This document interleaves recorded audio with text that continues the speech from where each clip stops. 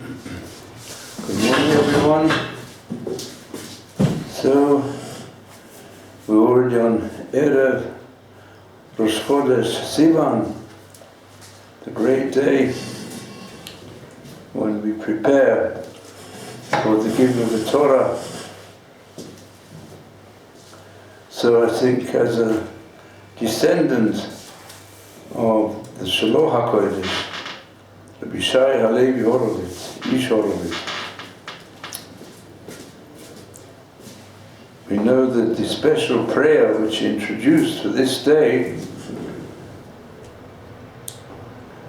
has become universally known amongst the world of Torah as a special segula for preparing the intense prayers to Hashem for our children, descendants. They should dedicate themselves to the Torah, because the greatness of Mamar Har Sinai was the highest point ever to come into this material world, the word of Hashem. It is introduced in the Chumash like a new parsha, B'chodesh HaShlishi, while we find in all the verses of the Chumash there's the flow of time expressed to the Vav, which links one verse to the next, and one period of history with the next period.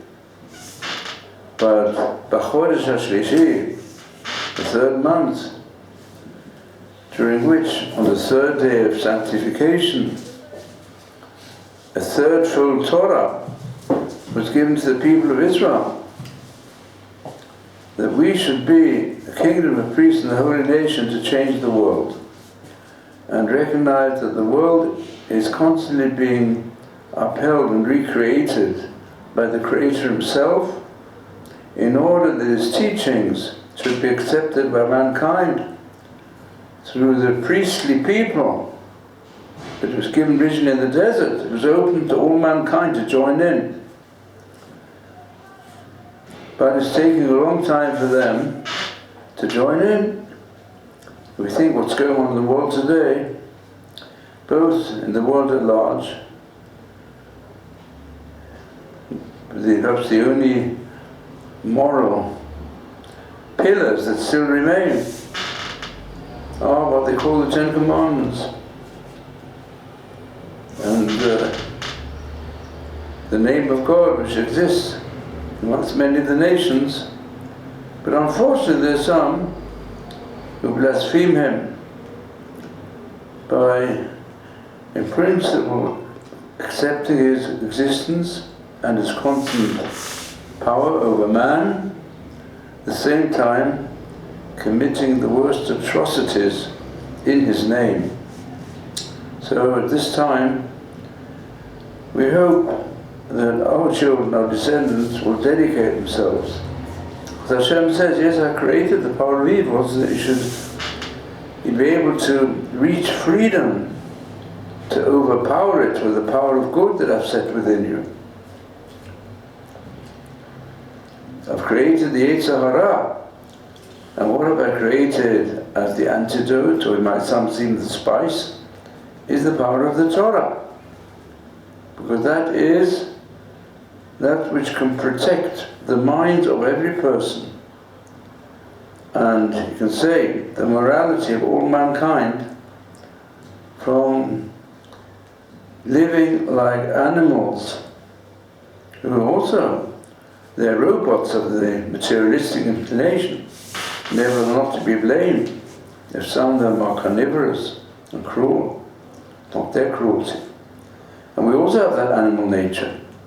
But we're also given, at the same time, a higher, almost angelic nature, which should use the materialistic nature for its existence here on earth, where we live within a materialistic physical environment as well as a physical body, which you have to sustain according to physical rules, in order it should become a servant to the powers of virtue that exist in the human conscience, to keep the conscience alive, and which has been given specifically in the power of the Torah. So that's the deeper significance of the Yom Kippur Korban of today and the special prayer of the Shema Kodesh. So with this, let us try to understand the deeper bond that exists between Pesach and Shavuos, which are joined together through the mitzvah of Sfirat HaOmer. And something else. Really, the last Yom Tov of this festival is not the last seventh day of Pesach. It's true, Pesach is called Atzeret, which means according to some, the concept of the final part of the festival message. But we know the sages called Shavout. It's mentioned in the Chumash. Why is it Shavout? Because it comes at the conclusion of counting 7 weeks. 7 weeks which connect Pesach to Shavuot. There's another name, Yom HaBikurim, the first fruit festival. It's even called, we say it's Man Matan Torah Teinu, because you can work out, that's when the Torah was given. Through oral tradition, you can work it out. That's when the 7 times 7 days from Pesach ended. After that came Chag Shavuot. So we know that's the right date. So therefore it's according to the written Torah, that's Man Matan Torah Teinu. Yom HaBikurim, because that's the day when you bring the first fruits, when you go in the land. In other words, the culmination of the physical life of Torah for the whole nation in our holy land comes on the same day when the Torah was given. It's also called in the Chumash and Sefer Devarim Yom HaKahal. It's the day of the whole assembly. Because when the Torah was given, it was on account of the unity which was created amongst Am Yisrael, Na'aseh v'Nishma. So when Moshe Rabbeinu gives over the message of the time when the Torah was given, he says, you may never forget that day. It was the greatest day for the people of Israel when we became one, unity. We became a total unity. It says, Vayicham Shom Yisrael Neged Ahar, in the singular, while the pasuk begins in the plural. Vayachanu b'midbar, they encamped in different groups in the desert. Vayicham Shom Yisrael Neged Ahar, when the people of Israel realized this is the mountain on which from the fire on top of the mountain we're going to hear the voice of Hashem, they became one unity, like one person. They all said, Na'aseh v'Nishma Omru Ke'echad. They said, we want to declare our whole life to be in the service of the one God through the one people that is unified through its connection with Hashem. Will be unified for all time with its connection with Hashem. And that is called Yom HaKahal, which you should never forget, the day when we became a specific community. It doesn't matter anymore in the life of mankind, where the Jews speak Hebrew or don't know it and speak other languages, whether they are in the land of Israel or if they're scattered in the four corners of this world. Doesn't matter where they are. It doesn't matter at what level they are. But we've got this inner bond of unity, which you find is, the truth is becoming stronger in our time, when perhaps unfortunately people are further removed, many of them, from the knowledge that they are Jews. But it's the power of anti-Semitism, unfortunately, which brings many people to the consciousness they can't avoid being Jews. Even if they try to hide it and run away from it, it will run after them. And they still admit, many of them, even though they know nothing and they didn't have no religion, but they say a Jew is a Jew is a Jew, and I'm a Jew. and that brings them back. That's the unity. It's some extent a hidden unity, but it's a power. So all these names for the festival, they all have roots in the Chumash. There's only one of them that does not mention the Chumash, but not in the written Torah, but in the oral tradition. The main name for this festival is Atzeret. Now Atzeret is used for the last day of Pesach. Atzeret is used also in Shmini Atzeret, the last day following Sukkot. But it's not used for Shavuot. So why did the sages choose this name? It's a bit of a riddle.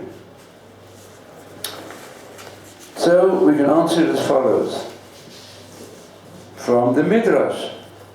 The Midrash says, Psik Rav Kana, Kashem she'atzeret shel Pesach u'chag HaShavuot. We say the final day, which gives the final message of the festival of Pesach, is Shavuot, which is 50 days after Pesach. And where do we find this? Elsewhere in the calendar, we find it with Shmini Atzeret. Shmini Atzeret also, they say, which is the 8th day after Sukkot, really, that's at the end of the summer. And we're talking about the celebration of the festival when we're in our own land, when we have a Beit HaMikdash. So people went regularly from all over the world even. And those in Eretz Yisrael, from all over Eretz Yisrael, for the Shalosh Regalim Bashana, the 3 food festivals. What do you mean, food festivals? The simple explanation is, because many people at those times, at least for part of the journey, had to use their own feet. Alright, they used carriages and everything else to get here. Some used ships to get here.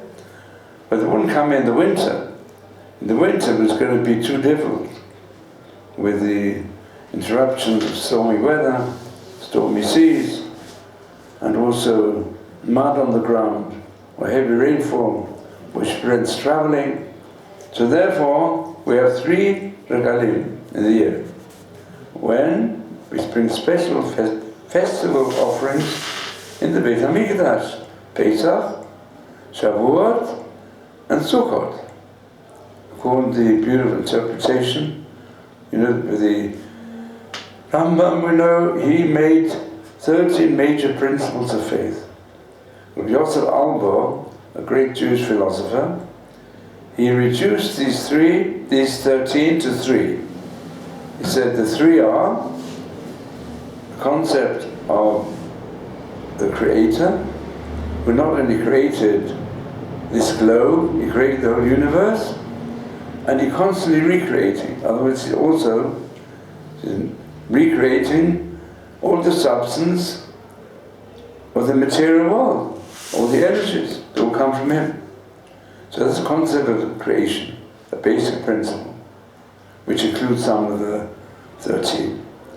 The next one is Torah min Shamayim, that he brought down a Torah, both he brought down again, which I brought it before, brought down again the Torah, which applies to all human beings, called the Noachide Code, because originally he gave it to Noah, but he repeated it also to Moshe Rabbeinu, and that gives the code of basic morality and awareness of Hashem, which should govern all mankind.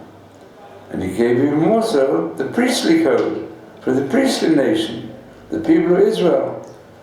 The same relationship that exists within the nation of Israel between the priests and those who have to look up to them for special divine service, to set a model for them.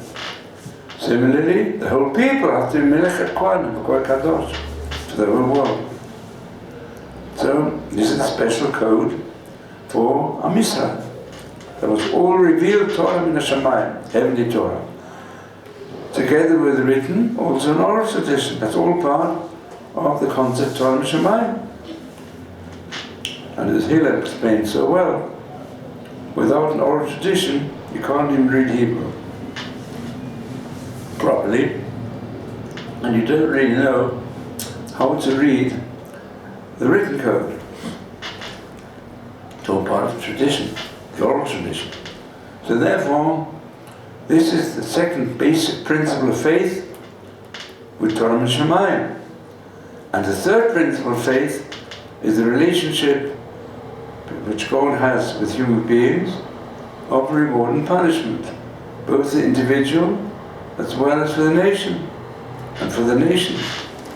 In other words, because human beings are given freedom, unlike the rest of the human world, they have a possibility of a special relationship to come near to God, to pursue saintliness instead of sin, which choice is not given to any other being except the human one. So this is a concept of reward and punishment as it applies to us individuals in this world and the world to come, the spiritual world, as it applies in this world of conflict when we still have to battle, as it will also apply in the messianic times, which are a different level of human living, when war will become obsolete and when human beings will recognize that they have a higher role in life because the divine image which they were created to be addicted, as it were, addicted in a good sense, to the moral code, in which case many of the crimes that govern sections of mankind today will be, as it were,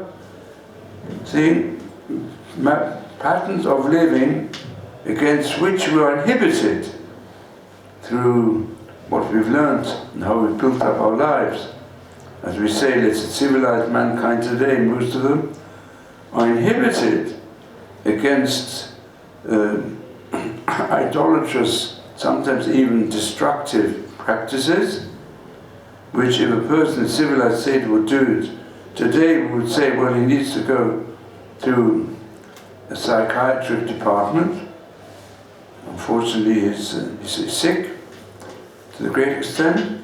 And there's some on the borderline when you can't really say they're so much sick, but they allow themselves to govern their faces by influences of hate and destruction, and even some with self-destruction, in place of love of life and love of all that which is living, especially love of the loving God and love of all mankind, which we hope will become the pattern of life for ultimately all mankind.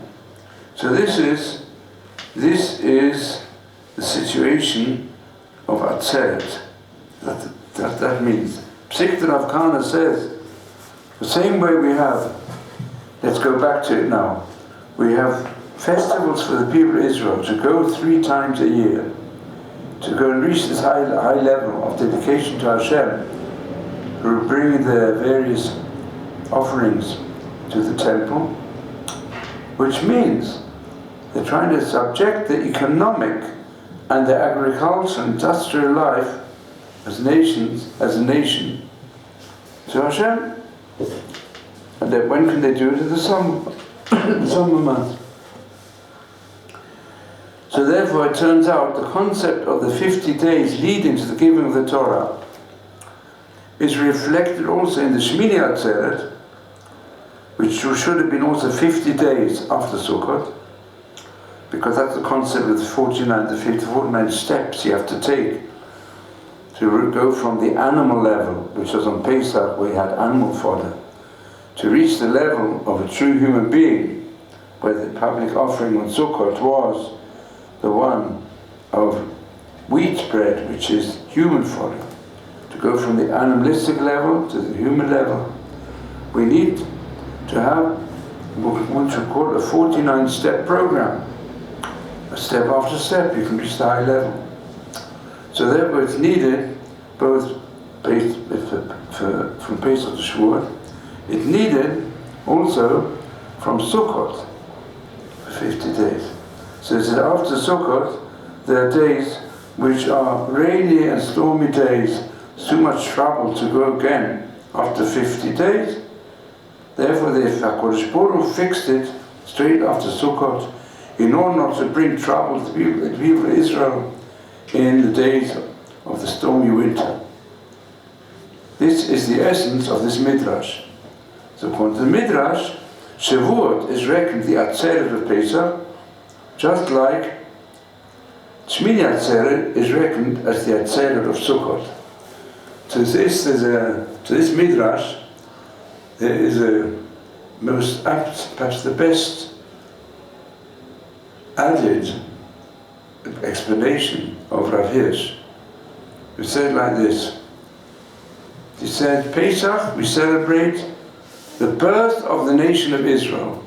That's when we were born, as a nation. Because until then, we were a clan. We became a nation, especially when we took upon ourselves the first mitzvah given to the nation. We started counting the months in a different way, organized by the wise men, the elders, in that time Moshe and Aaron, but also the elders of Israel are mentioned in those chapters, which then formed the 70 or 71 members of the ruling judges of the people. So this represents already the aspect of the beginning of the nation, also the beginning of the code of the nation, even the structure of the nation began then. That's the birth. Sukkot, what is it? It says in Sukkot. Why Sukkot? Because in Sukkot, I caused children of Israel to go through the desert. The question is, what does this represent? We know the 40 years wandering in the desert.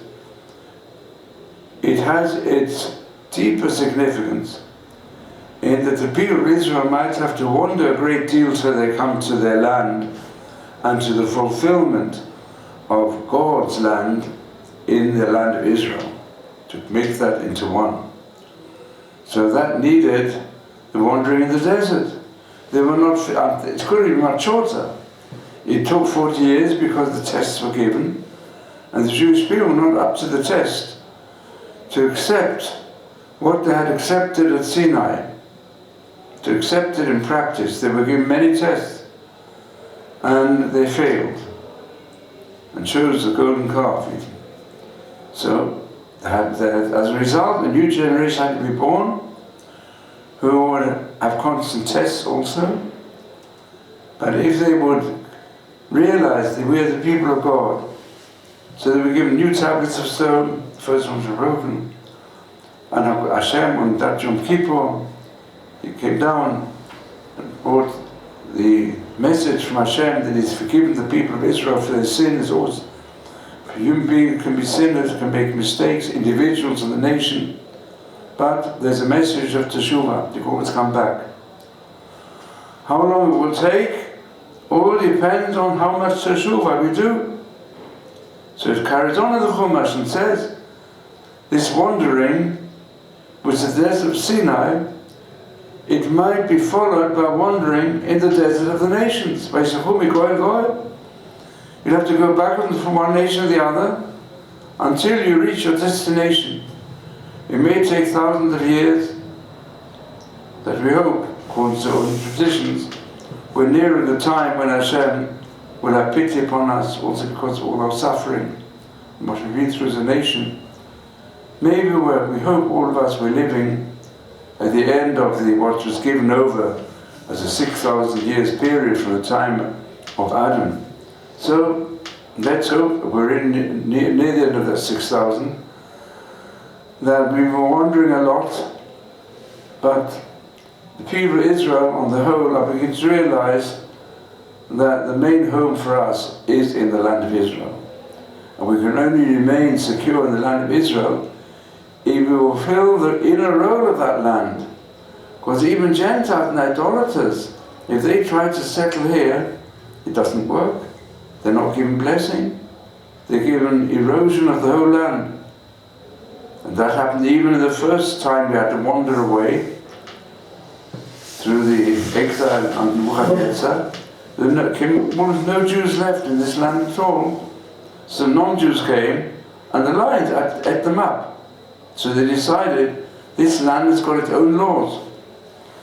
So let's hope that mankind will realize that if the people of Israel will settle here, and they will fulfill the task of this land to worship Hashem on the highest level, it'll be a source of blessing, not just for us, for the whole world. Physical blessing as well as spiritual blessing. This is the message of the whole Bible. And we should, and also, if we try to internalize a bit the events that have taken place in the last 100 years in the world at large and amongst the people of Israel, is not just the message in the Bible, it's the message in contemporary history, in what's going on now, and what warnings were given, and also what hopes were given for the next step, for the future. So therefore Rav Hirsch says like this, Sukkot represents the preservation of the people of Israel, through thick and thin, through a desert where there's so many dangers, through the desert of the nations, where those dangers, not like snakes and droughts and nothing to eat, nothing to drink, they're much worse. And in fact it says explicitly that the final terrible situation is when you as a nation, it says that right at the end of all the curses, it says if you follow the Torah, the greatest blessings for all mankind, and for you of course. And if you don't, then the most terrible thing is going to happen. You're going to be actually made into zombies. You're going to be tortured by every means of torture. You're going to be surrounded by a crematorium, it says more or less explicitly. You're going to be gassed, you're going to be buried alive, all things mentioned. What's the final curse? That you'll beg the nations, please let us be slaves. Let's work for you, but no one wants to buy you. Why do they want to buy you? Because they're building up for you. You think, you imagine that you're being sold as slaves, otherwise you're being put in concentration camps where you have to work and work 20 hours a day, not given any rest, not given the proper food. But really, and they'll even say on the gate, Arbeit macht frei. Yes, go and work hard, you'll be free. You'll get better rations, everything. But what does that gate mean? People even thought, we're slaves, we've often been slaves, we're slaves again. We'll be slaves like we're in Egypt. But do you think, but Ein Koneh, they don't want to buy you. They're using this means to kill you in the most cruel fashion, to make sure, there'll be nothing left of the Jewish people except ashes. That's what they want. And that has happened to a third of our people. So then what comes next? You do teshuvah.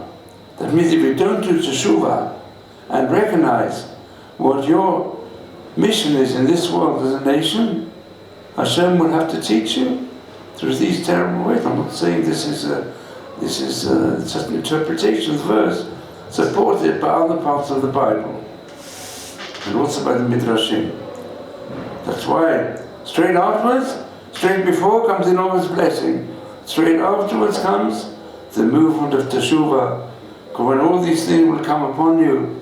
On the one hand, you've had periods of enormous blessing.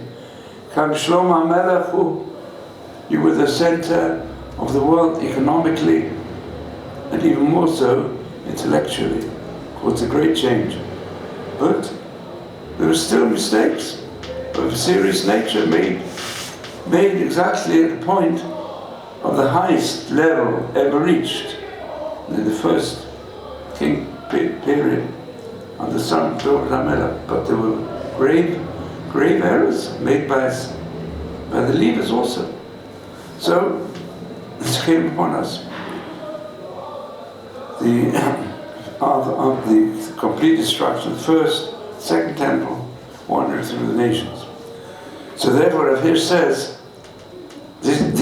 actually, it's implicit also in the four expressions of redemption, first given to Moshe Rabbeinu.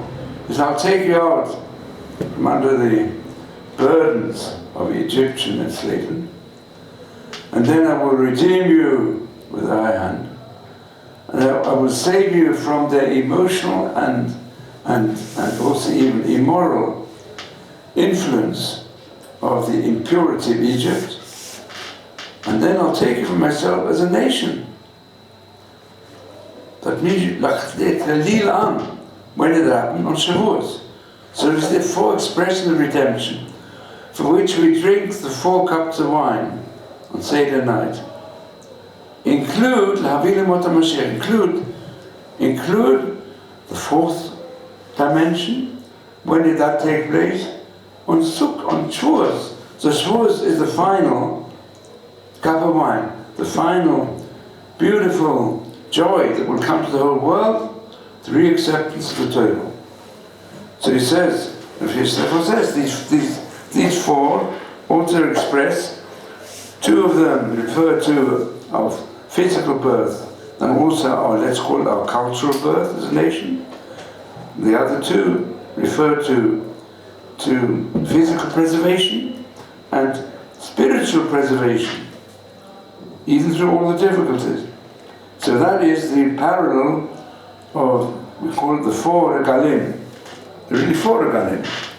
But as far as using the feet, it's only 3 regalim to stop us from having to travel. Travel means the feet, the 4th time, which is in the stormy winter.